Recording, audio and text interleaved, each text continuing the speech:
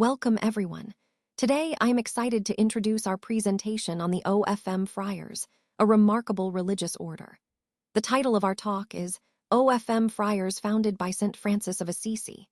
In this session, we will explore the origins of the friars, their mission, and their significance in history. Let's get started and discover the inspiring story behind these dedicated followers of St. Francis. There are brothers and sisters in our order, and today I want to highlight one of the key groups within that community.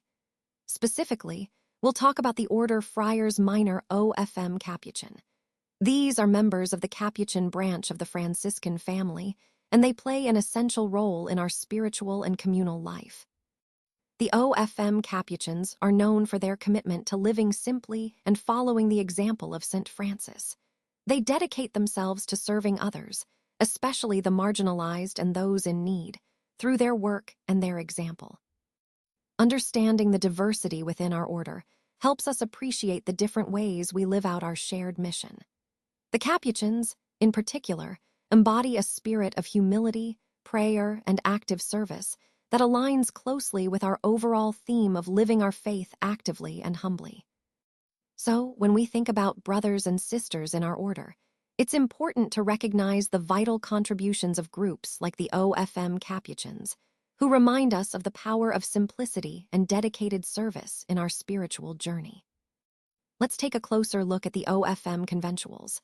These religious brothers and priests are part of the Franciscan family, and their name, OFM conventuals, reflects their specific way of living out the Franciscan charism. The OFM stands for Order of Friars Minor, which is the formal name of the Franciscans, and conventual indicates their particular branch within the order. What makes the OFM conventuals stand out is their focus on community life and shared ministry. They emphasize living together in convents, which are like small spiritual communities, to foster a deeper sense of fraternity and support. Their work often includes serving in parishes, schools, or charitable organizations, always aiming to embody the Franciscan values of humility, service, and simplicity. Connecting this to our overall theme, understanding the OFM conventuals helps us see how different branches within the Franciscan family live out their faith in unique yet interconnected ways.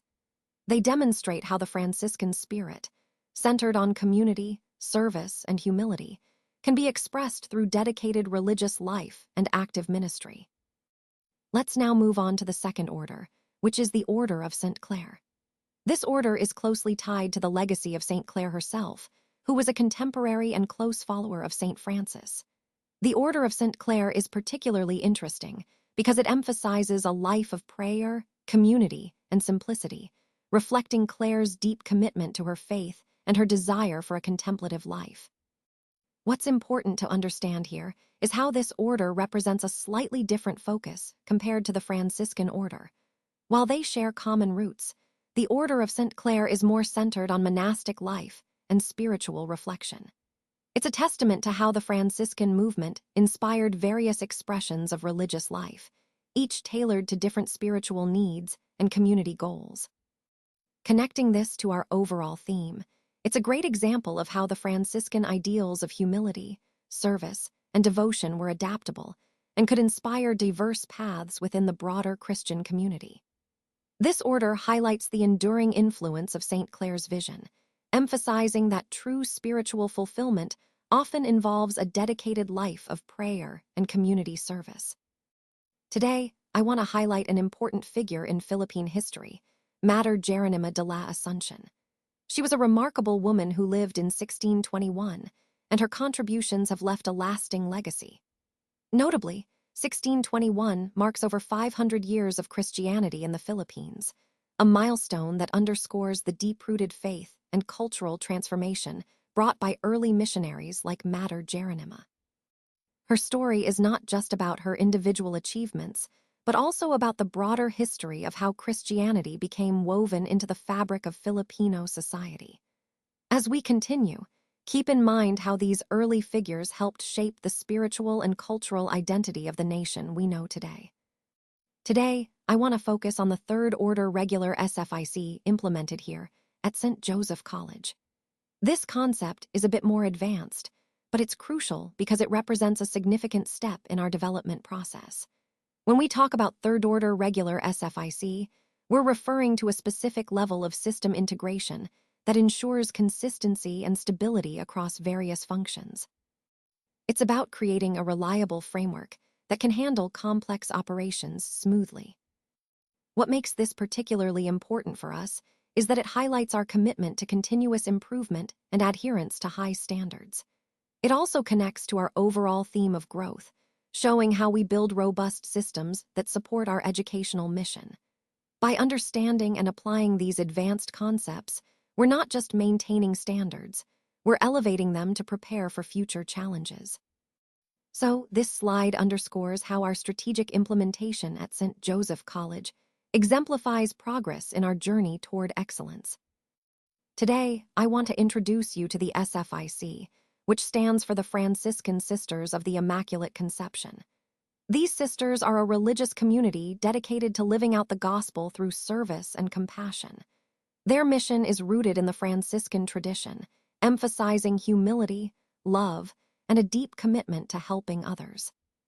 Throughout their history, they've been involved in various charitable works, education, and community outreach, always striving to embody Christ's love in practical ways.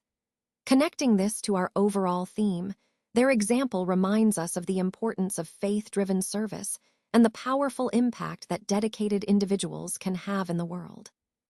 Let's take a moment to look at the FMM, or the Franciscan Missionary of Mary, and their presence in Stella Maris. This religious congregation has played a significant role in the development of the community and spiritual life here. Their mission has always been centered around service, education, and spreading their faith with compassion. When we talk about their work in Stella Maris, it highlights their dedication to nurturing both the spiritual and social well-being of the people. Connecting this to our overall theme, it shows how religious orders like the FMM have contributed to shaping the cultural and social fabric of this area, fostering a sense of community and faith that continues to influence us today. Now, let's turn our attention to the FAS, or the Franciscan Apostolic Sisters, specifically in the Cagayan Valley. These sisters play a vital role in our community, embodying the Franciscan values of service, compassion, and humility.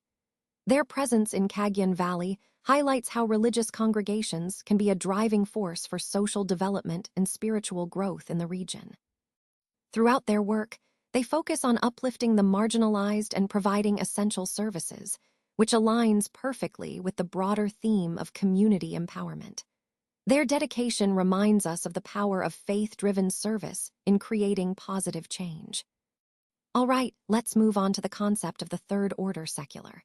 This is a more advanced idea that builds on the previous orders we've discussed. When we talk about the third order secular, we're really referring to a level of spiritual development that is deeply rooted in everyday life, but with a focus on personal holiness and active engagement in the world. It's about integrating faith into our daily routines, work, and relationships in a way that reflects a mature, committed spiritual life.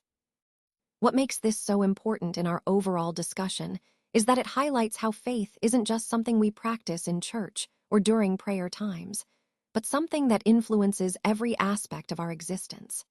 The third order secular represents a commitment to live out religious principles consistently, even amidst the busyness and challenges of modern life.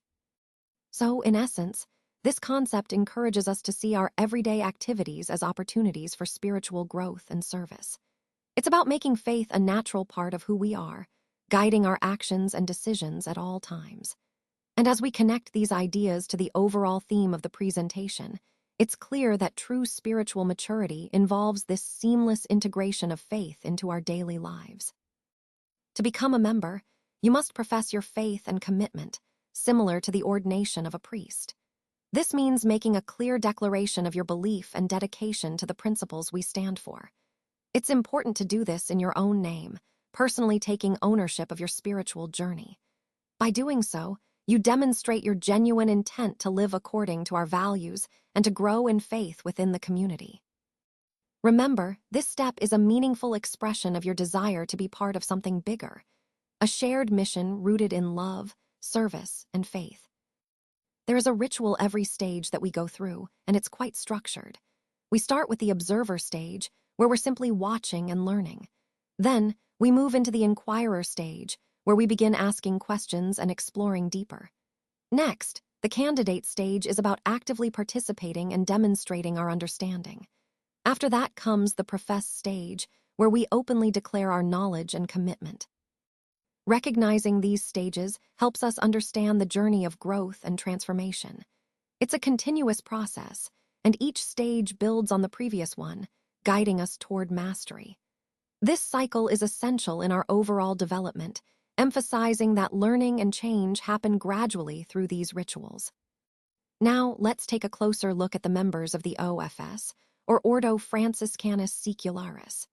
These are the lay members of the Franciscan family, people who choose to live out the Franciscan ideals in their everyday lives. They are not monks or nuns.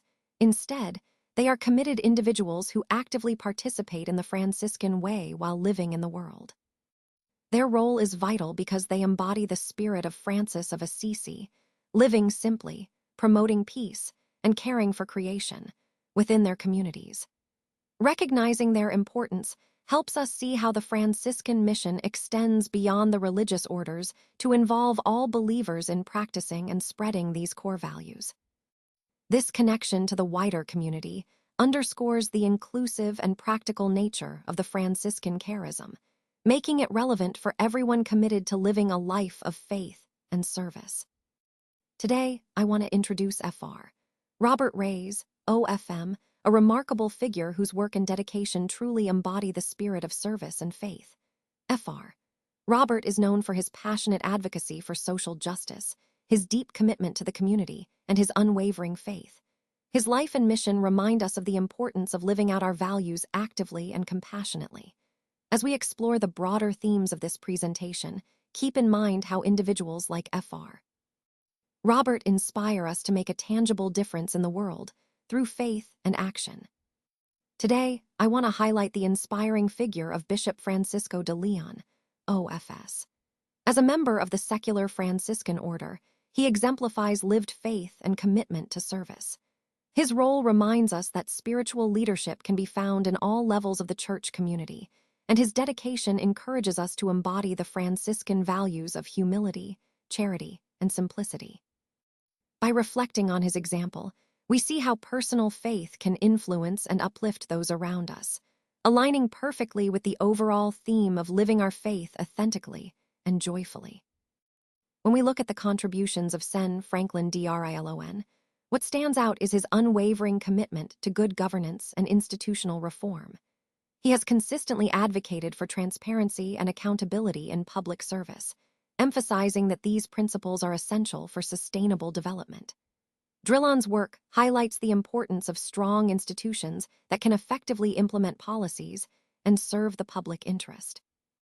This ties back to our overall theme today, which is about building resilient and credible governance systems. His leadership reminds us that progress depends on our collective effort to uphold integrity and uphold the rule of law in all our endeavors. Let's take a closer look at Kong Quimbo. As a key figure in our discussion, he exemplifies the importance of effective leadership and engagement within our community. His role highlights how dedicated individuals can influence positive change. Understanding his contributions helps us see how individual efforts align with broader organizational goals. Throughout our presentation, we've emphasized the significance of strong leadership, and Kong Quimbo is a perfect example of that in action. His work reminds us that impactful change often starts with committed and passionate individuals like him. As we move forward, keep in mind how leaders at all levels can drive progress and inspire others to participate actively in our shared mission. Today, I want to highlight the important role that Senator Riza Hontiveros plays in our ongoing discussions. As a key figure in our legislative landscape, she brings a perspective that emphasizes social justice and public welfare. Her work often centers on advocating for marginalized communities and pushing for policies that promote equity and fairness. By understanding her contributions, we see how individual lawmakers can shape broader societal change. Her dedication reminds us that advocacy and active participation in governance are crucial for meaningful progress. Connecting this to our overall theme, her example underscores the importance of engaged leadership and the power of voices that champion the underrepresented. It's a reminder that each of us can contribute to positive change, just like Senator Hontiveros. Now, let's take a closer look at the activities of the OFS, or Ordo Franciscanus Secularis, starting with formation. Formation is a fundamental activity because it helps members grow in their faith and understanding of the Franciscan way of life. It involves ongoing spiritual, doctrinal, and community development, ensuring that each member stays committed and aligned with the charism. This process is not just a one-time event, but a continuous journey of learning, reflection, and deepening of one's commitment. Through formation, members are equipped to live out their vows authentically and to serve others effectively, which ties directly into the overall mission of the order. So, in essence, formation is about nurturing the spirit and fostering a deeper connection to the Franciscan ideals in everyday life. Let's talk about the fraternity meeting. This is a key moment where members come together to discuss important topics, share updates, and plan upcoming activities. It's more than just a routine gathering. It's a chance to strengthen our bonds and ensure everyone is on the same page. During these meetings, open communication is essential, and everyone's voice should be heard. They also serve as a platform to reinforce our values and goals, keeping us aligned with the overall mission of the fraternity. Remember, these meetings are vital for building a cohesive community and fostering leadership within our group. So, every meeting is an opportunity to grow, collaborate, and move forward together. This slide doesn't contain enough information. That's why we're moving to the next slide. Caroling as a major fundraising strategy can be incredibly effective. It's more than just spreading holiday cheer. It's an opportunity to engage the community and rally support for our cause. When we organize caroling events, we not only create a festive atmosphere, but we also encourage donations and sponsorships from participants and spectators alike. Highlighting the joy of singing together helps build a sense of unity and shared purpose. Plus, these events often attract media attention, which amplifies our message and increases our reach. Overall, incorporating caroling into our fundraising efforts aligns perfectly with our theme of community engagement and making a meaningful impact through joyful, collective action. Today, I want to highlight the significance of attending the Transitus, which is the feast day of St. Francis. This is a special occasion that commemorates the passing of St. Francis, a beloved figure known for his humility, love for nature, and dedication to living a simple, compassionate life. Participating in this celebration allows us to reflect on his teachings and how they continue to inspire us today. It's an opportunity to deepen our understanding of his legacy and to connect more meaningfully with the values he embodied. Attending the Transitus not only honors his memory, but also reinforces the overall theme of living a life of faith, service, and kindness. It's a meaningful way to unite as a community and to carry forward the spirit of St. Francis in our daily lives. Feeding is such a crucial part of this whole process. It's not just about giving animals food. It's about understanding their nutritional needs and how proper feeding impacts their health and productivity. When we talk about feeding, we're really focusing on providing the right type and amount of nutrients at the right times. This helps optimize growth, reproduction, and overall well-being. It's also important to consider the quality of the feed. High-quality feed ensures that animals get all the essential vitamins, minerals, and energy they need. This reduces health issues and can improve their performance significantly. Connecting this to the bigger picture, good feeding practices are foundational. They support the entire system, whether it's enhancing growth rates, improving disease resistance, or ensuring efficient production. So, when we think about feeding, we're really talking about the backbone of sustainable and effective animal management. Let's talk about gift giving.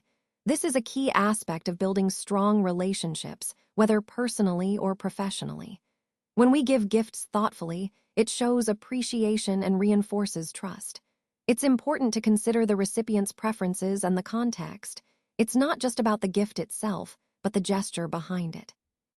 Effective gift giving also ties into the overall theme of relationship management and communication. It's a way of expressing gratitude, celebrating milestones, or simply strengthening bonds.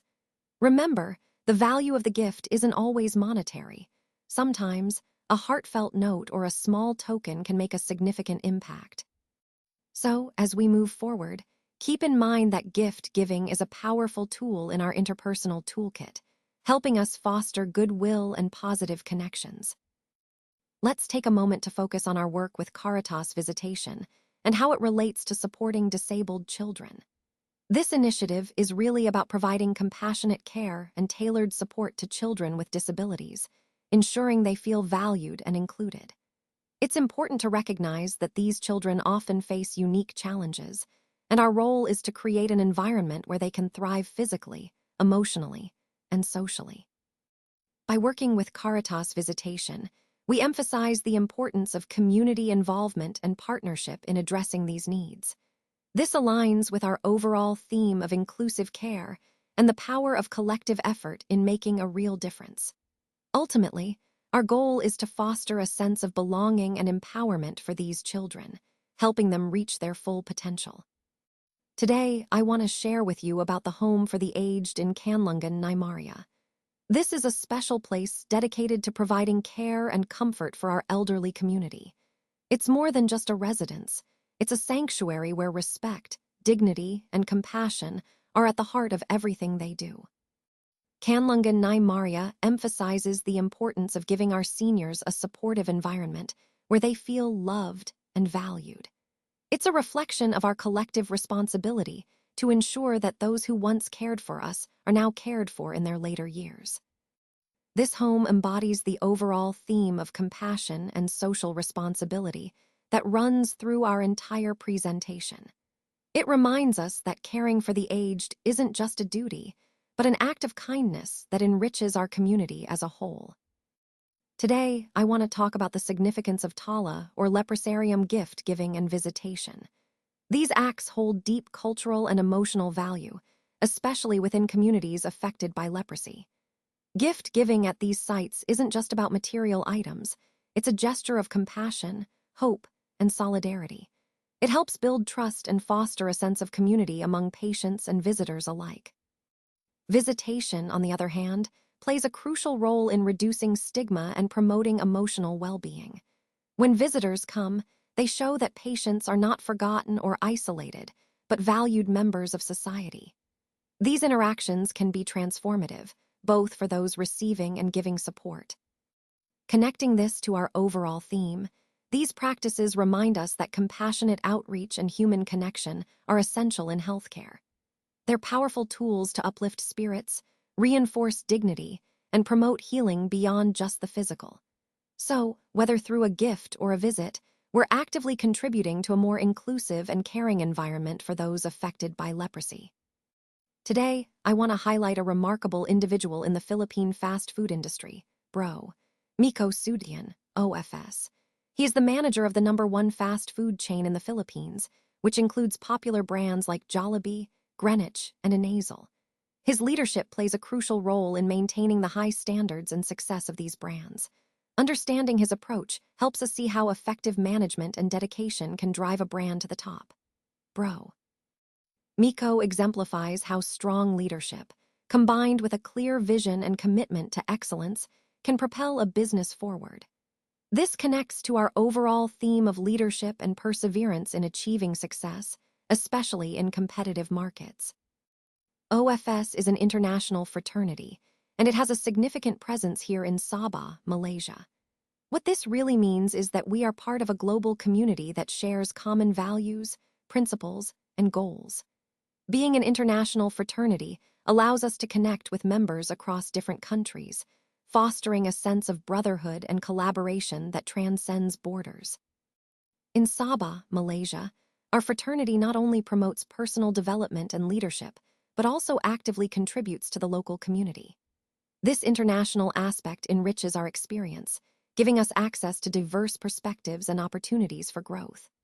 Ultimately, it ties into our broader theme of unity and global brotherhood, showing how our fraternity's values are shared worldwide and how we can leverage this for positive impact here at home. Let's take a moment to look at this interesting connection. On this slide, we see a priest from Germany, which highlights the international reach of our mission. It's a reminder that faith and service cross borders and cultures. Alongside him, we also have Korean sisters, symbolizing the local community and their vital role in this mission. These sisters are often the bridge between the global church and local traditions, making the message more relatable and impactful. When we consider these two groups together, it emphasizes how collaboration across different cultures and backgrounds strengthens our overall purpose. This slide really underscores the importance of unity and diversity in our faith journey, showing that regardless of where we come from, we are all part of a shared mission to serve and inspire others. All right, so the key takeaway here is simplicity. Just present your ID clearly and confidently. Once you've done that, all you need to do is join the order. It's a straightforward process, but the importance lies in making sure your ID is visible and legible. This helps verify your identity quickly and smoothly. Remember, the goal is to keep the flow seamless so the customer experience stays positive. So keep it simple and professional. Just show your ID and move on to joining the order. That's the most efficient way to handle this step and stay aligned with the overall service excellence we're aiming for. And finally, I want to acknowledge that all this work and knowledge shared here is copyrighted by J. Denise Manny, OFS. It's important to remember that the insights and concepts we've discussed are the result of her dedication and expertise. This underscores the value of respecting intellectual property while also inspiring us to contribute our own unique perspectives. As we've seen throughout this presentation, understanding and honoring creative work is a key part of ethical practice and professional growth. So, thank you for engaging with this material, and I encourage you to continue exploring these ideas thoughtfully and responsibly.